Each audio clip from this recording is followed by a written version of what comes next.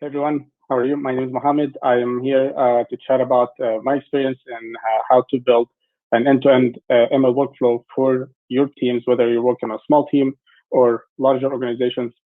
I'll try to cover a wider range of use cases, be a little bit more, try to generalize more, and then we can discuss later about specific cases. A little bit about myself. I am based here in the Bay Area. Previously, I was VP of Eng at Rakuten, and in addition to Rakuten, I have led the infra and tooling teams at Amazon, Intel, Twilio, and Synapse. I also founded the computer vision think tank at Amazon and wrote the deep learning for vision systems book with Manning. Currently, I am the CEO and co-founder of a new venture that I started this year. It's called Colena.io. It's an ML community that connects ML experts and practitioners to solve problems like the ones we're talking about right here.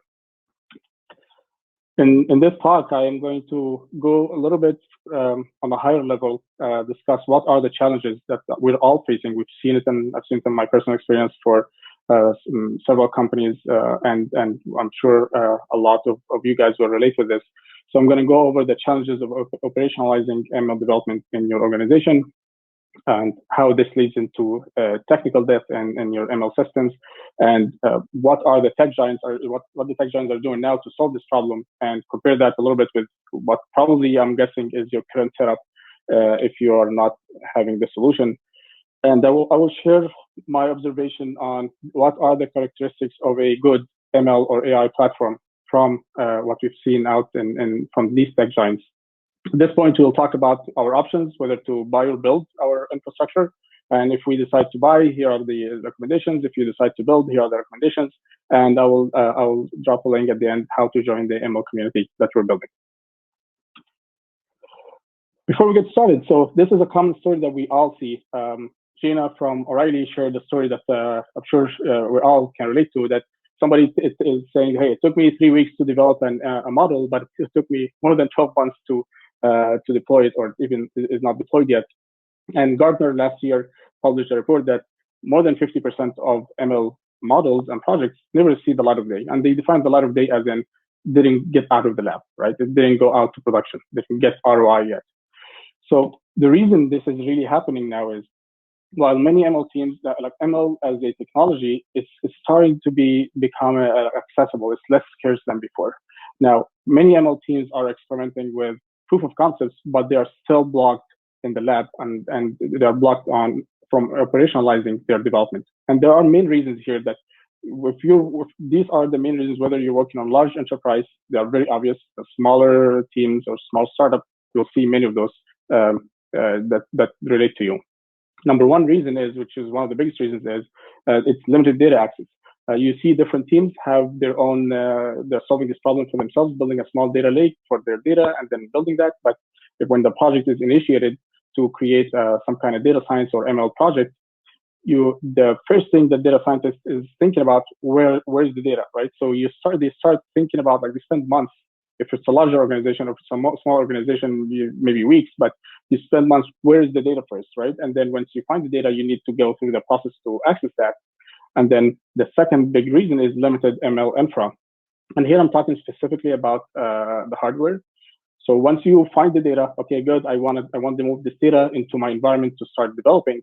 Now you have only your computer, which does not have enough storage and memory and compute to run your models. So you're blocked here as well.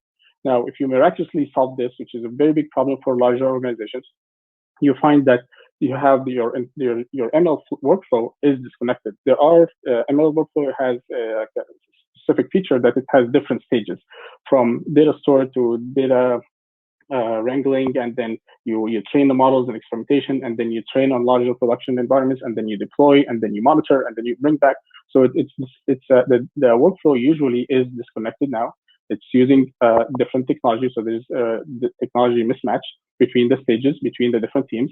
And one of the reasons, especially if in larger teams or larger organizations, is limited visibility to what is going on throughout this whole mess, right?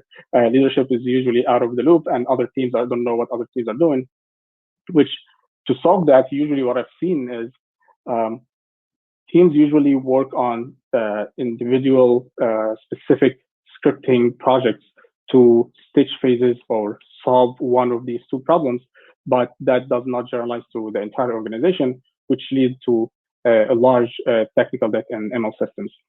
And usually projects are stuck in the lab.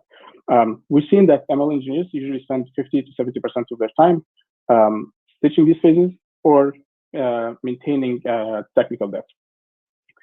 Technical debt is a large problem in ML systems.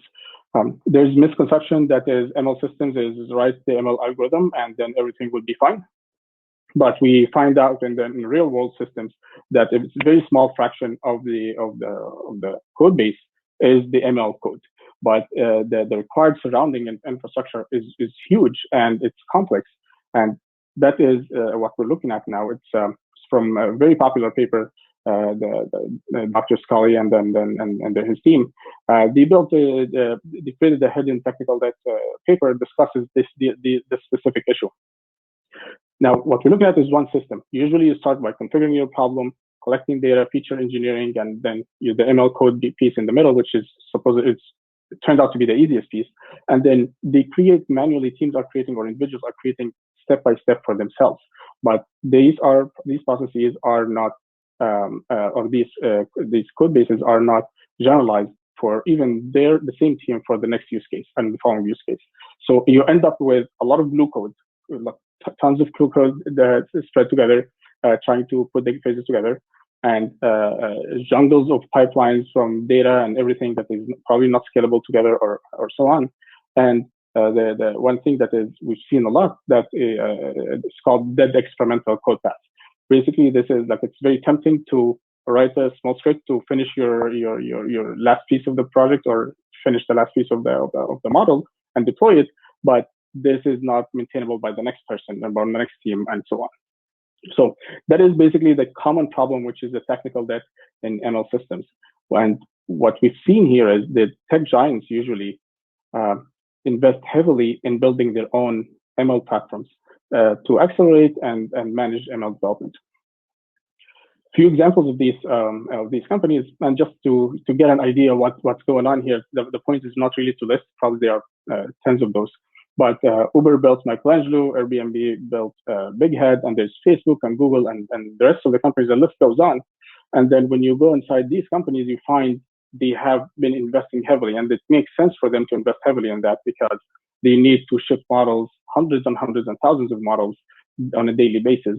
So that is required. That makes sense to them. Now, looking at the environment of all these companies, we notice something that however we decide to build this ML workflow, which we will discuss in the next few slides, but there are characteristics of these platforms that we need to consider when thinking about our own platform or our own workflow.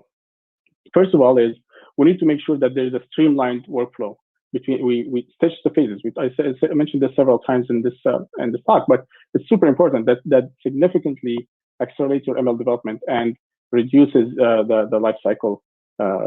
An experience that I've seen in one of the companies that I worked for, when I first worked at Rakuten here, like last year, we had our end-to-end life cycle.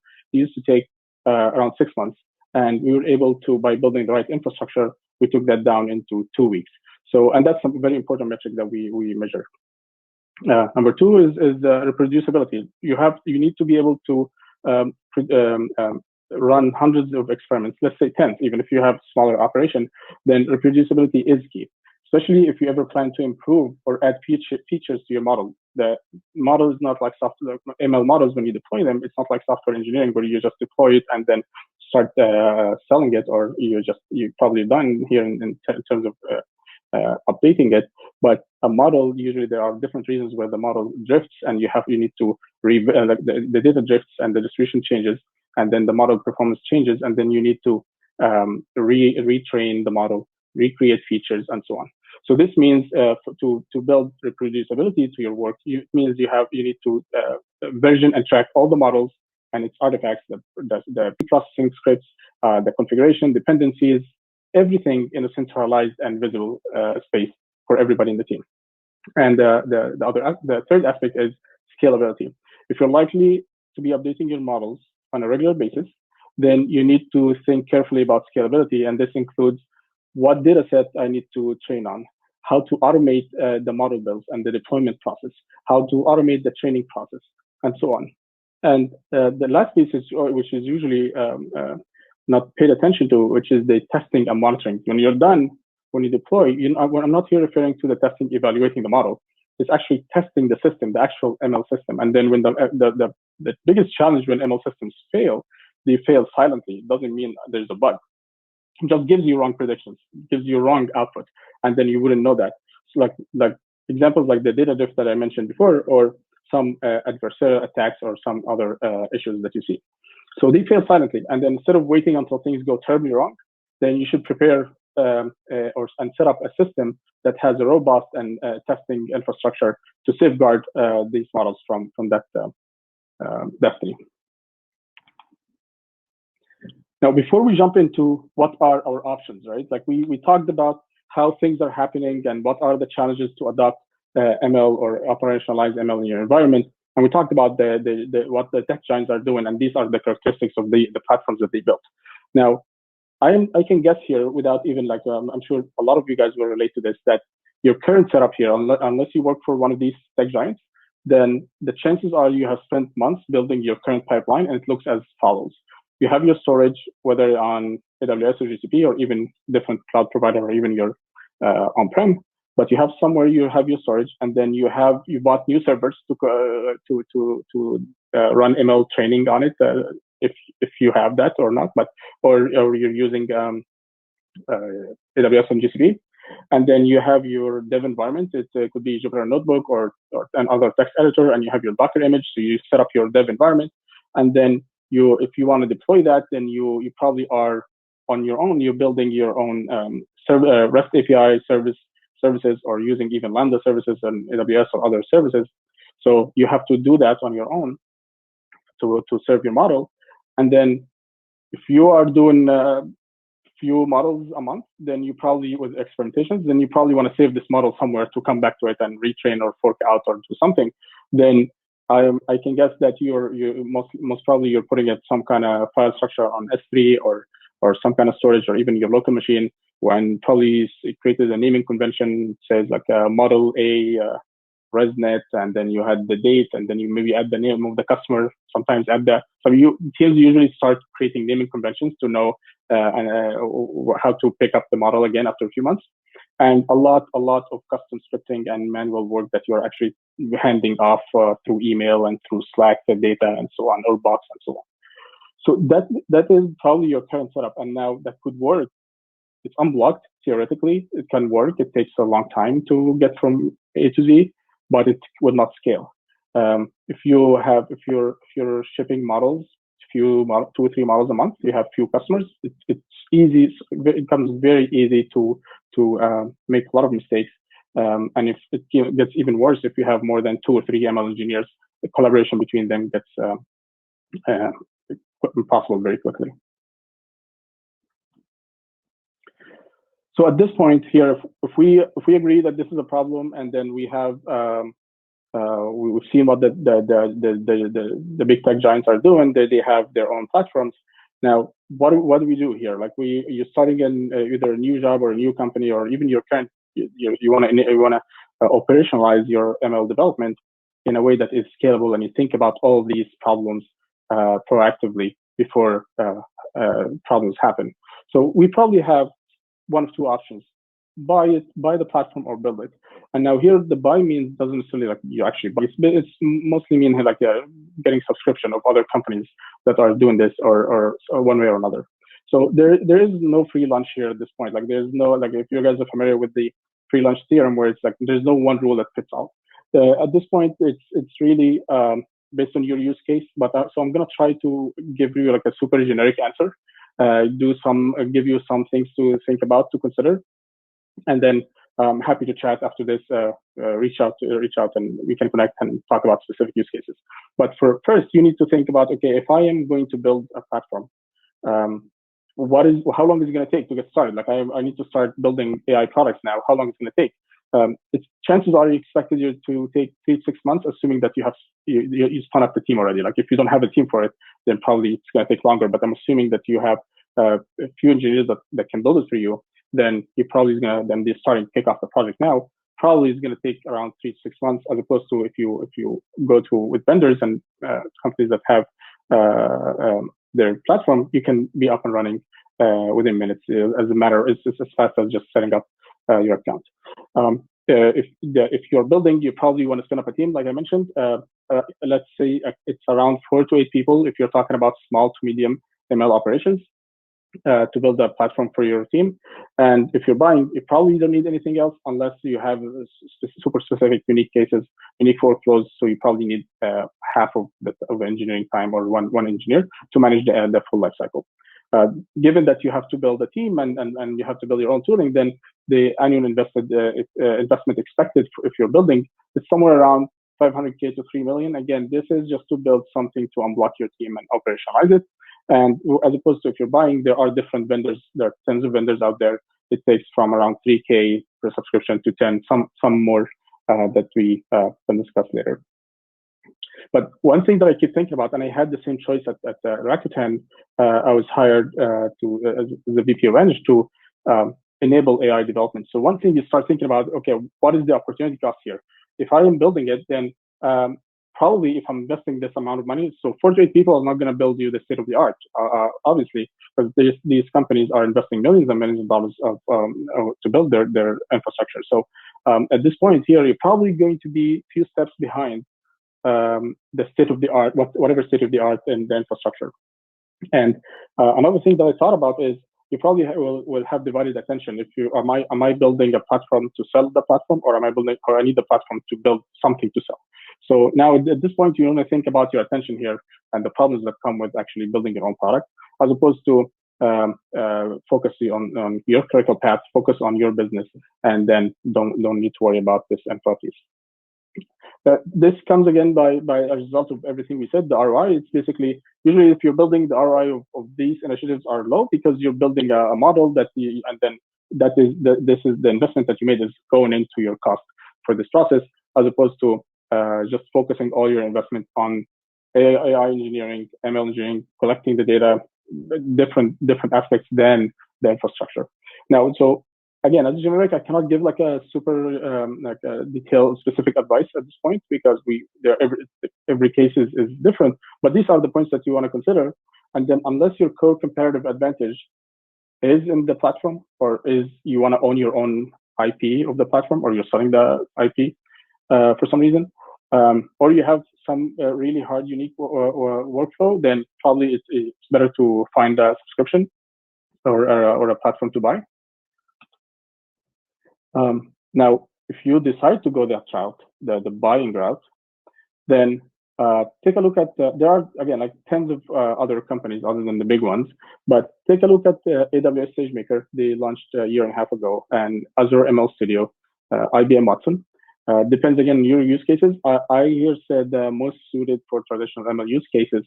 For others, it's basically just I'm trying to generalize the answer as much as I can. But again, at this point, you would probably need to look into what they're developing and what you need, and look into that. And there is a medium solution between the buy and build, which is open source platforms. Google released Kubeflow and Databricks released MLflow.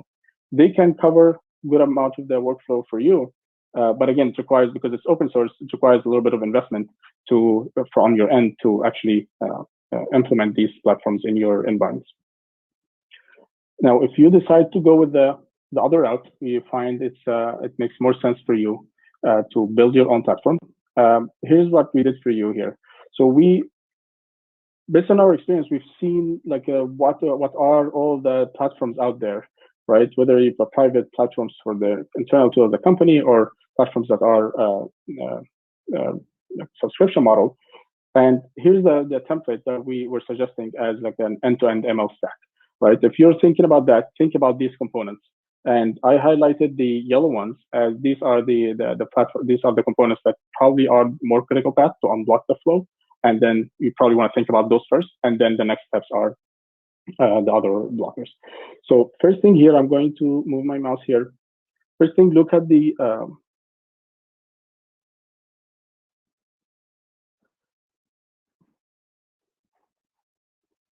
okay. So first thing is look at if we're talking about the data platform environment, you need to have your data accessible in one place. All the data sources are coming from, let me just turn my pointer on. So all the data sources are loading your data into your data raw storage. You want to have one place for your raw storage.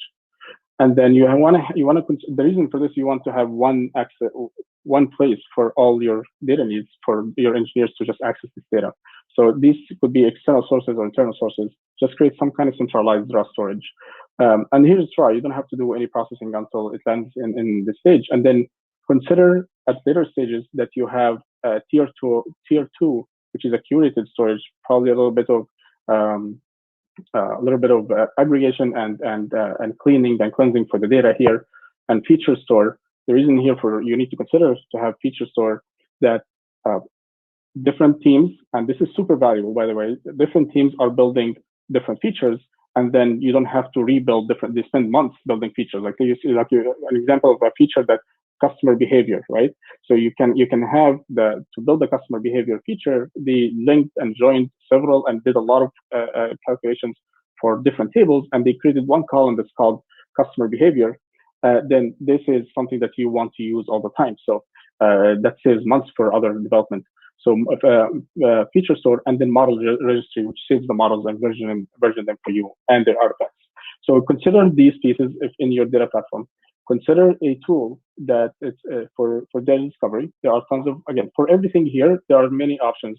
I intentionally did not recommend any product at this point, or whether it's open source solutions or others, because I'm trying to provide a generic template, and then there are specific cases that we can talk about. So consider the discovery tool, and then consider building a studio that has where your data scientists they just log in, get into your studio, and then they start experimenting. This could be a notebook, could be a text editor, could be anything, but they are starting doing their regular experimentation process. And I want you to look at there are tools for GPU optimization and distributed training. Especially if you're using deep learning technology or neural networks, then definitely you would need that. If your company is focused more on traditional ML algorithms, then probably this is not a critical path for you. There are tools for experiment tracking and comparison. Think about that as well. Now, when you're done with the experimentation environment or the development environment, there are tools for automatic hyperparameter tuning and neural architecture search. So look at that. It's very important. There are open source and private tools as well. So there are different things. There are tools for reproducible pipelines. They freeze the experiment for you, and then you can just build. They can be reproduced, and you can get consistent results between similar experiments.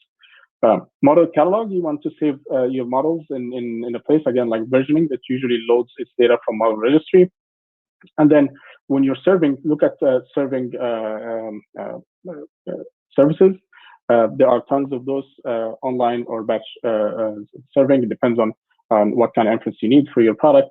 And then you need to definitely monitor your model. One thing that I did not add here to just avoid any complexity is the arrows of the flow thing, a box to another or a component to another. But it's basically you have your data, it moves to the ML development, and it goes to improving the model, and either you save it in a catalog or you push it to production. And there is the feedback loop, which is the data coming from external applications. It goes back to the model registry. Now, again, the purpose of this slide is really generic components that, based on your what you're working on, it could change. But these are the generic components that you want to consider when you're building an end-to-end ML workflow. Like I mentioned before, so we're building an ML community, and it's called Kulena. This is the link. If you have any questions for me, this is my email down there, mo@kulena.io. Please reach out to me. I would love to chat more. And if you have any, and look at your specific use case, maybe you find somebody in the community can help and with the specific suggestions. Thank you, everyone.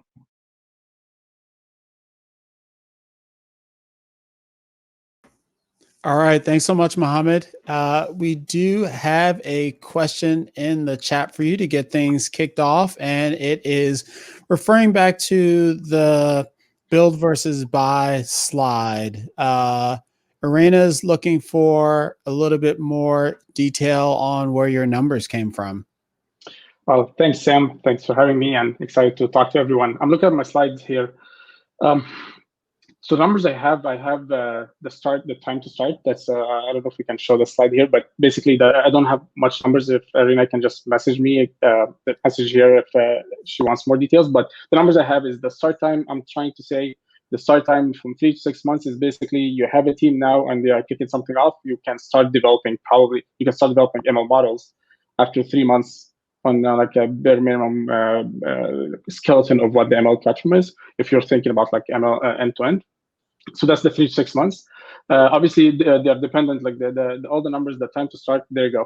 So the time to start and the platform team and the annual investment, they are all related to, if you want to start, whatever, like if you don't mind to start in a year, probably we have less platform team, less engineers, and that would be less investment. So it's just basically, if you want to start from 3 to 6 months, probably you need your platform team to be around 4 to 8 engineers. And this is how much it would cost. And I'm looking at the cost basically if you're a US company based on building hiring US engineers. Maybe one parameter here that changed that is when I'm saying the platform team is 4 to 8 people for small to medium ML operations. Maybe that's the parameter that you need to change.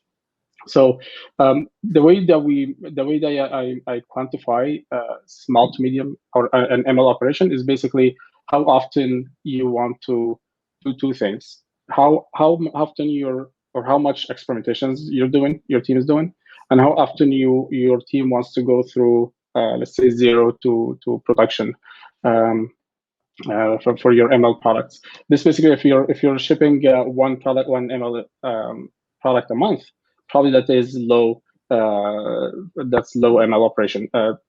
Medium. I think small is like whatever 5 to 10. I'm just throwing a number here. Large is basically I've seen hundreds of models. If you're like and that even including in Rakuten, we were building, and that's one of the reasons we decided to build versus buy, because it made more sense to spend.